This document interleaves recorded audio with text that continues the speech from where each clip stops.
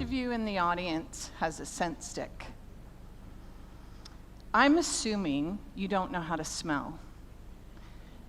And I'm making that assumption because I'm from the fragrance industry. I've been scenting spaces for over 25 years. And the one thing I have learned is people do not use their sense of smell. This gift of our nose that is sitting right on our face, we do not use. We don't smell coffee. We don't smell our food. And we have no idea of the abilities that our sense of smell have for each and every one of you. Science knows. Science is interesting because they do a lot of research. I have the piece of the puzzle. When I was at the TED lunch outside, I said to myself, why are they giving these out? And I realized I'm part of that puzzle.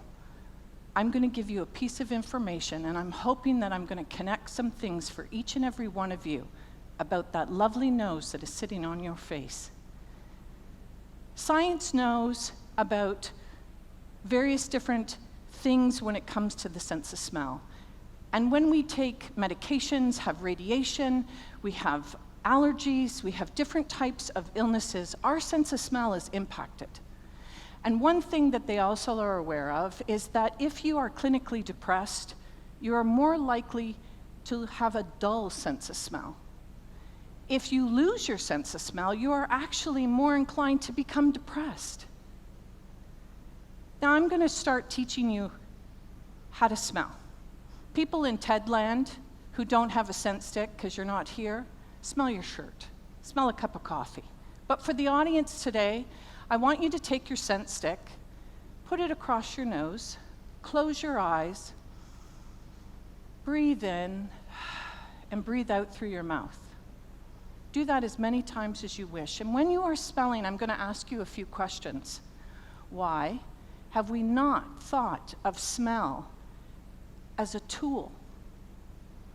Why, when we think of scent, do we think of the cosmetic industry or fragrance or perfumes?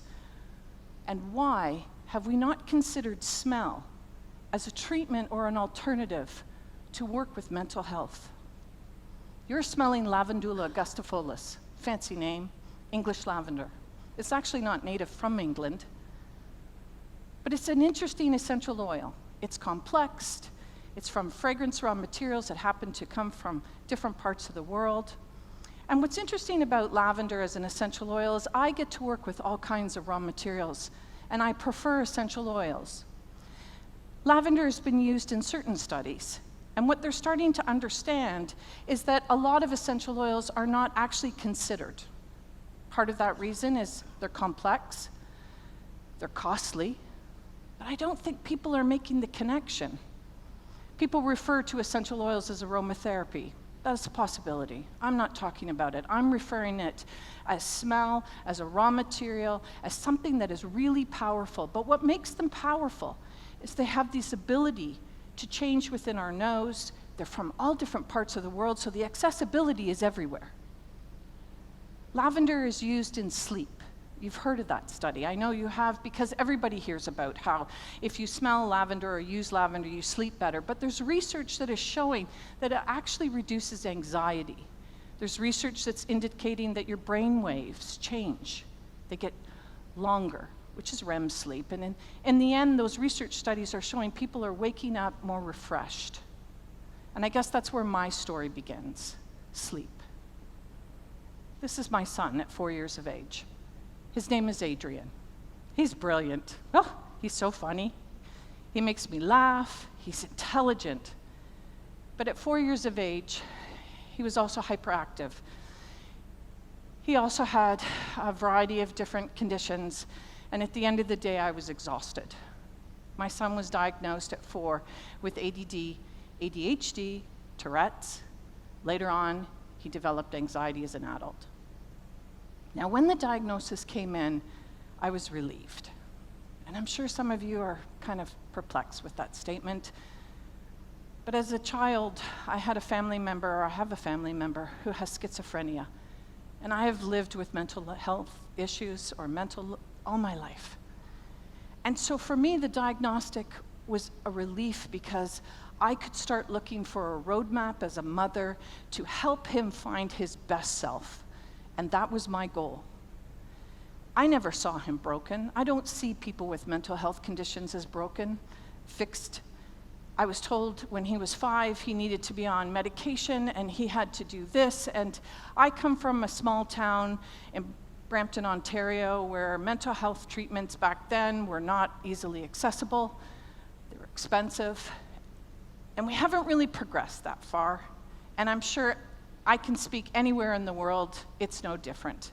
Helping children with mental health has never really been a big priority. It's starting to change. My idea started when I chose to do an alternative approach. I said, I want to consider a different way of working with my son. And so what I did is I went to my repertoire of all my essential oils from different parts of the world, and I asked the question, what if smell could help him? I had nothing to lose. It wasn't going to hurt him. I had enough access to research and abilities of labs and books and therapists and lecturers that I could find, and I knew where to go because I was in the industry. And so I did, and that's where my journey went. But as I started to look and started to smell and work with him, I discovered my superpower. Most people in this audience learn through visual. They see a visual stimulation through a book, a lecture. Some people learn by sound, audio. Some people learn by tactile. It's all traditional forms of learning. I learn through scent and taste. It seems that I have an incredible ability to absorb enormous amounts of information when I am smelling something or when my taste buds are exploding. And so what happens is I get to retain this information. I have amazing memory recall. I have a scent stick here also for me to help me guide me through your presentation. Smell is a very powerful tool, and often we don't consider it or we look at it. Researchers knows that in the limbic system, we know how it connects to the brain, we know the memory, we know the motions.